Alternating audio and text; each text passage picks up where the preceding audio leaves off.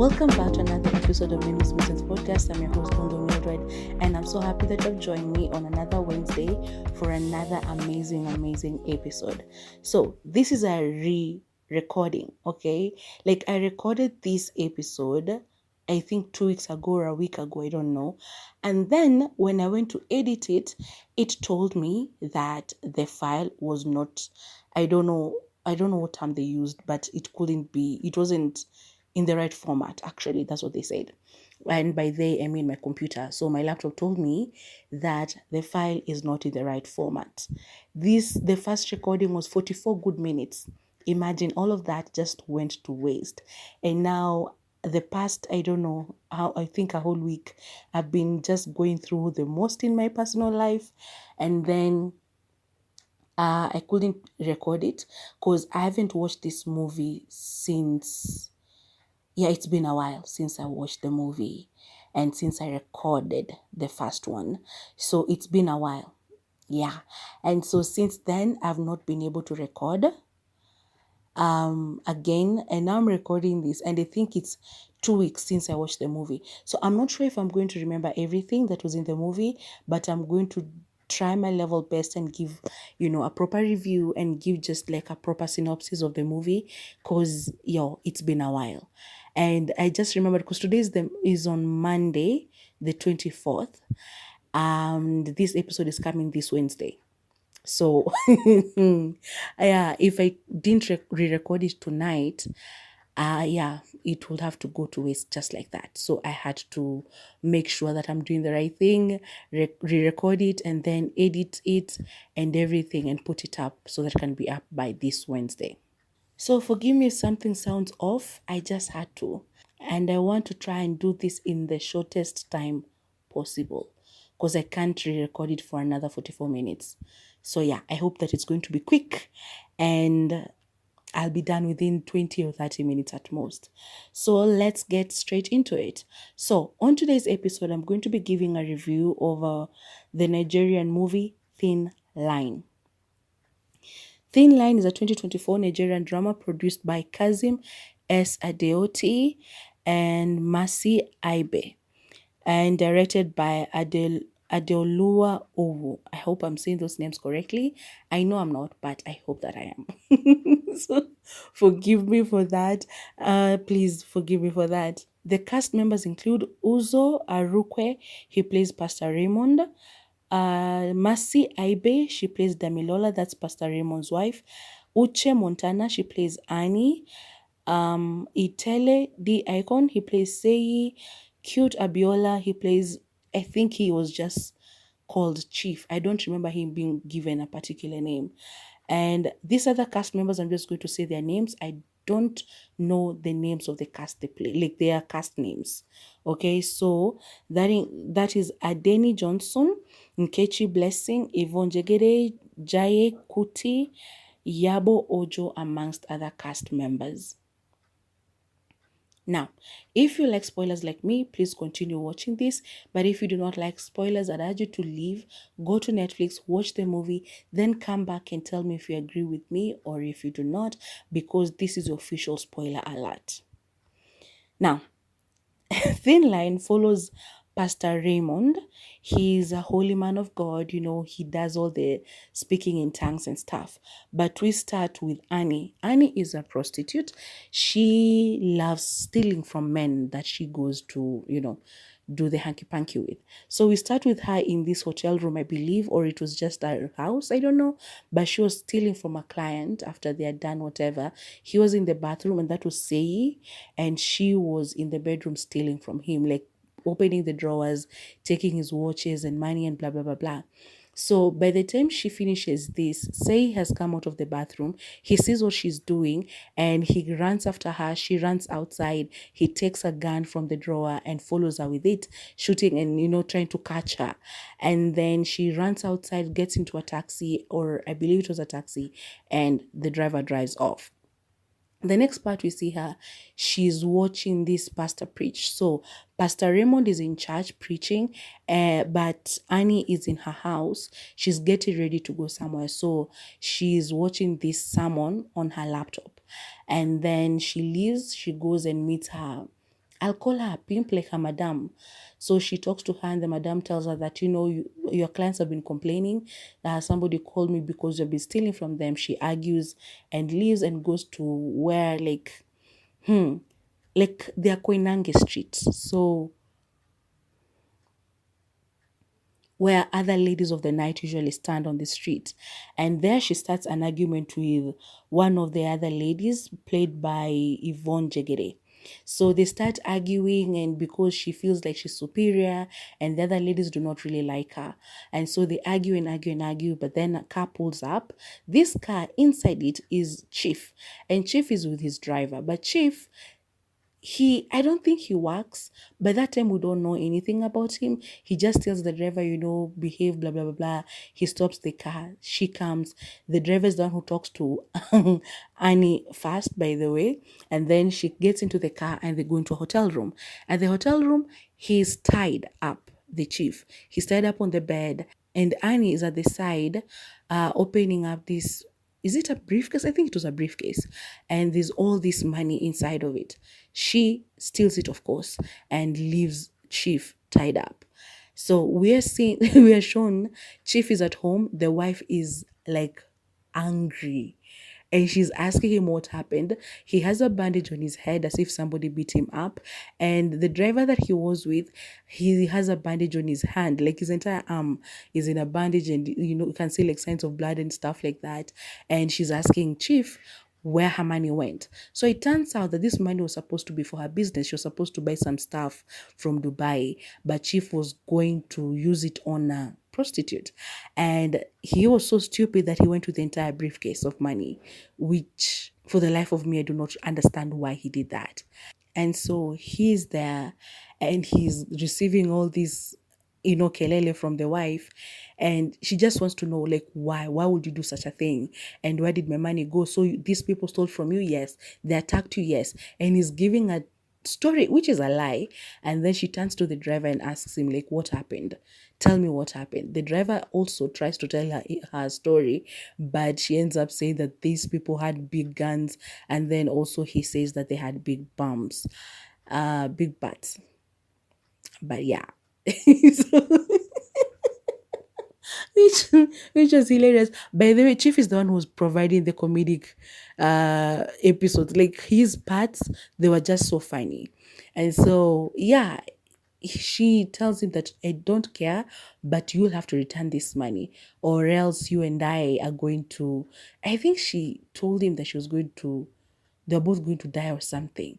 As I said, I watched this movie like 2 weeks ago, and I just have to recap from memory, or I don't know. So anyway, that is Chief.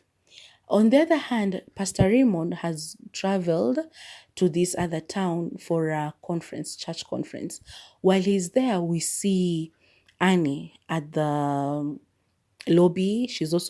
She actually is the one who first came to the hotel, or was it first Pastor Raymond? I'm not sure. One of them was at the hotel lobby first. And there's this guy, I think his name was Derek. Oh my God. It started with a D. So it's either Dennis or Derek or Daniel. One of those three names. I'm going to go with Daniel.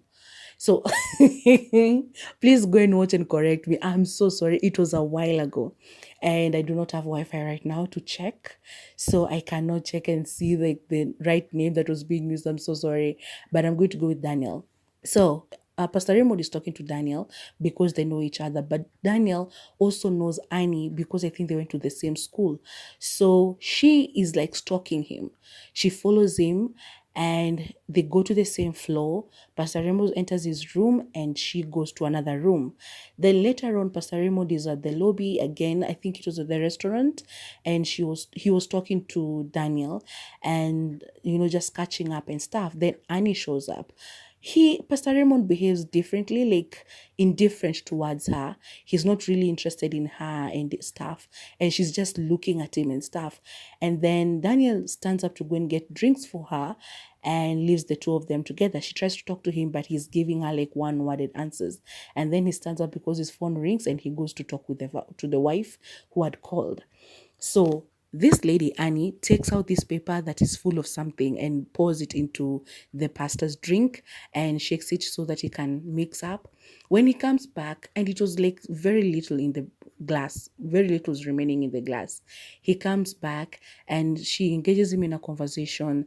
Daniel comes back and they talk, and he was still on his phone, going to drink that drink, and he's not. And I was like, please don't drink it. But for the sake of the story, he had to. So he drinks it, and then Daniel comes back and they talk and they agree to talk about a business idea. And Daniel is supposed to meet Pastor Raymond in his room. So Pastor Raymond leaves and goes to his room. And then after a while, a knock comes through. He thinks it's Daniel, so he just opens without checking. But in walks Annie. Annie has changed out of the clothes she had on, and she's has a lingerie on like inside, and she's wearing a nightgown on top. So she comes in with these two glasses of wine and a bottle of wine, walks in, starts talking to him, saying a lot of nonsense, go and watch the movie. And then, she's, because now the thing that she had put in his glass was like something to get him interested in her. And so they end up doing the hanky panky. So basically, she raped him. She forced herself on him. The next day he wakes up, he's ashamed, he's embarrassed. He's like, what did you do to me? Why did you do this? I'm a man of God, blah, blah, blah. So he's feeling all this guilt and all this shame. He goes back home and he cannot face the wife. She opens the door and he can't even kiss her on the lips because he's so embarrassed. And at that point, I was like, please tell her the truth. Because what happened was not your fault. You were dragged and this woman took advantage of you. I, as the wife, if my husband came and told me that, and I knew him and I knew that he wouldn't lie about such a thing, I would believe him and I wouldn't blame him. But he didn't tell the truth. Even though he's a pastor, he did not tell the truth. I don't know why he withheld the truth, but I don't know. The next day he wakes up and still he doesn't tell the truth. He asks the wife to shoot something for Instagram and then he leaves. He gets these photos from Annie, blackmail, of course for blackmail, because she had taken photos of him while he was incapacitated. So she threatens him to go to this location that she has sent him. And if he doesn't show up, she's going to reveal those photos to the world. And him being a man of God, people will see him. Yeah. So he goes to the address that she sent him, and it turns out to be her house.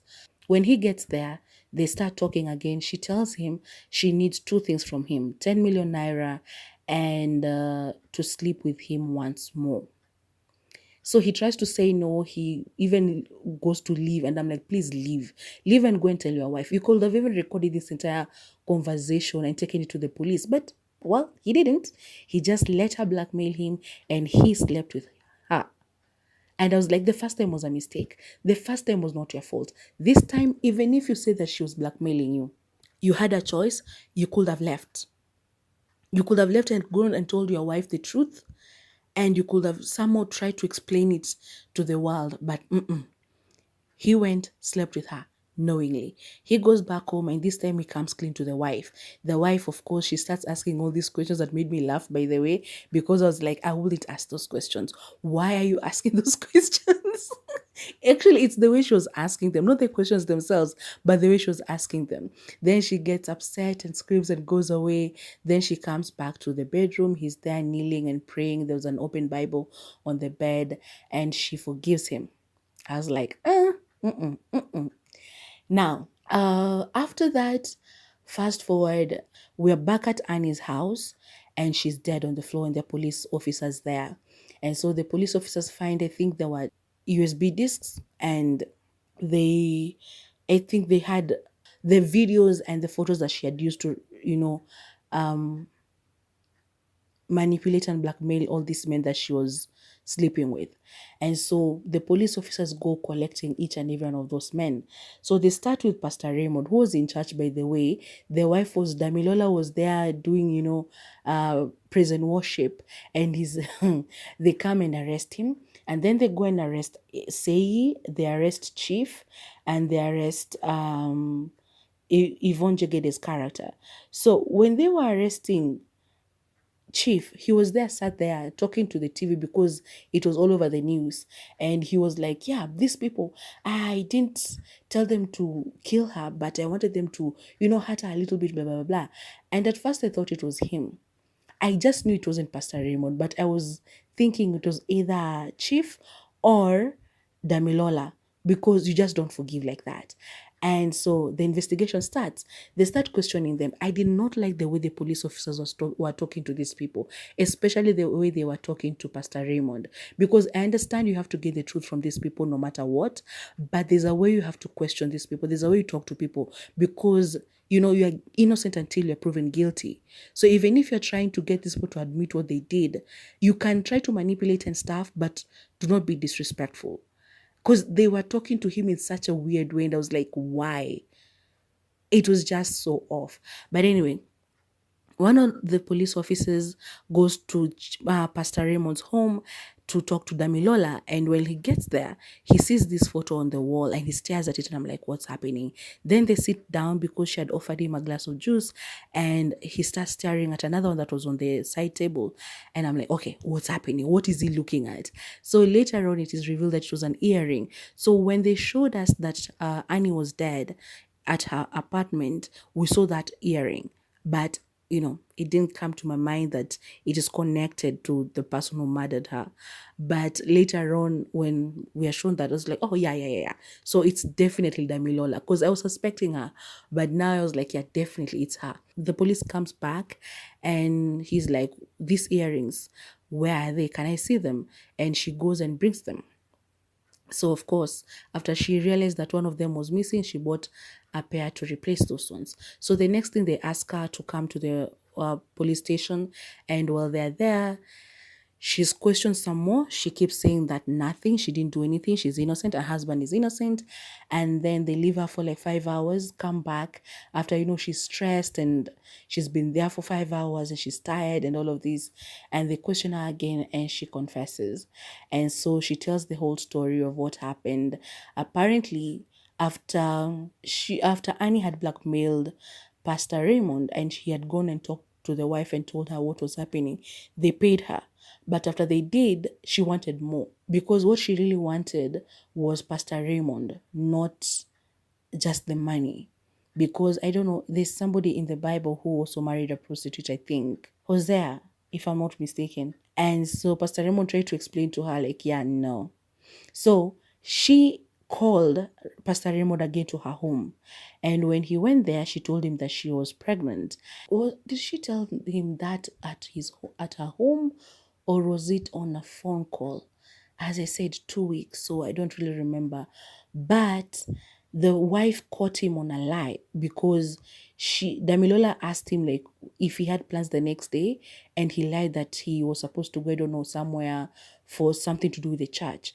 She saw a message of Annie telling him to meet him at her home or something. I don't remember, honestly. I don't. Go and watch the movie and find out what happened really. And so she knew that he had lied. And so she decided to follow him the next day. So that next day, he was supposed to go to the hospital. They had been trying to get pregnant for 10 years.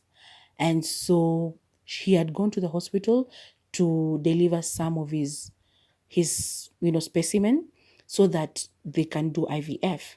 And so after that, he left. The wife worked as a nurse at the hospital, I think. And he left there and went straight to Annie's home. So the wife, Damilola, follows him. And so he goes upstairs. Annie starts going crazy, starts telling him that she wants him to marry her, to be with her, and all of these things that, she's interested in him. He tries to defend himself, try to tell her no and everything. She goes like, I'm pregnant with a child. You cannot do this to me, blah, blah, blah. She even tries to fight with him, and she ends up scratching his neck. So that is the evidence that was found, and that's why he was arrested first, because of the DNA on her nails. And then there was also his semen inside of her, which was so just crazy. And so he was like, I did not sleep with her. I swear I didn't. The last time I was with her was, way back when. I haven't seen her in such a long time. And so this time I just went, we spoke, and I left. So apparently, when he left, the wife was at the parking looking at him because he came out running and she went inside. And when she got inside there, she started talking to her and they ended up fighting. And so she killed her and then took this specimen, semen specimen of her husband's and then inserted it, like, I don't know if she inserted it or just put it around her genitalia, like to do something like that. I understood why, like, a man can get off of killing a woman because they'll say that, oh, he found out the truth about what she was lying about and he had this instant madness syndrome and he was released because, it was just at that moment. Then he came out of it later on and he couldn't remember what he had done. But a woman plans. Because tell me why this woman came to see her husband's supposed mistress with his sample. Did she know that she was coming to do this to her? Because she was trying to frame the husband because of what happened. And anyway, she was so upset because Annie was pregnant after being with her husband just twice. And they had been trying to get pregnant for 10 years and they couldn't. So she was so upset about that. And so she decided to take advantage of the situation and killed Annie and wanted to frame the husband. So anyway, she's arrested and the other guys are released. And, Pastor Raymond asks to talk to the wife. He's given the chance. He comes, sits down with her. They talk about what happened and she explains her side, asks for forgiveness. And yeah. So next scene, we're at the church. Pastor Raymond is, preaching again. But the church is not as full as it used to be. It's just a few people and he's trying to get them to understand like what happened, just to move forward from what happened and stuff. And so yeah, after that, he leaves and goes into his office. I think it was still at the church. When he gets into the office, there's another woman inside there. There's a woman inside there who has come to be prayed for. And this is Yvonne Jegede's character. And I was like, what's wrong with these women? Like, your mate was just killed because of trying to get this pastor. And now you're also going to throw yourself at him. Like, what's that? So yeah, we are left there after she's just spoken to him, telling him that she needs his help. And the movie ends there. So yeah, that is Thin Line. Go and watch it on Netflix. Of course, I've skipped over a lot of parts. This is all I could remember from what I watched 2 weeks ago. So please go and watch it if you want to watch it in depth. Now, I like that movie very, very much. I loved it more than High Infidelity because this one, they're sort of similar, but this one, the plot was, it was better. It was way, way better. I love their chemistry. I love the characters. I love their acting. It was so believable. Like, you could believe when Pastor Raymond was going through the shame and the guilt, the way he was feeling, like his face could tell you. His face told the story so much more. Like, you felt his pain, you felt his guilt, you felt his shame until you went back and did the same thing, like knowingly now. Because no, you don't repeat the same thing. And then like Annie was believable as a, whole. But I understand that she has acted this character in a couple of movies. I think she should move on. Otherwise, she'll remain being typecasted in the same situation, and that's just not good. I love everything about it, honestly. I love the music. There's this part where they are at Annie's house when she was blackmailing him, and he ends up sleeping with her. The music that was playing at that moment, it was so in character with what was happening. Like, it was just, the choice was impeccable. It was just amazing. You should go and watch it and just understand it. I did not like the accent that Sei was using. So I think he was trying to imitate an American Nini. Actually, he was trying to imitate a British or a British accent, and it was terrible. He kept saying, he would talk and say right, and I'm like, what do you mean? Do you mean like ra, or is it right? What are you trying to tell us? What are you trying to say? His accent was terrible. Like, I've complained about people trying to imitate the British accent. This one was the worst. Say's accent was the worst.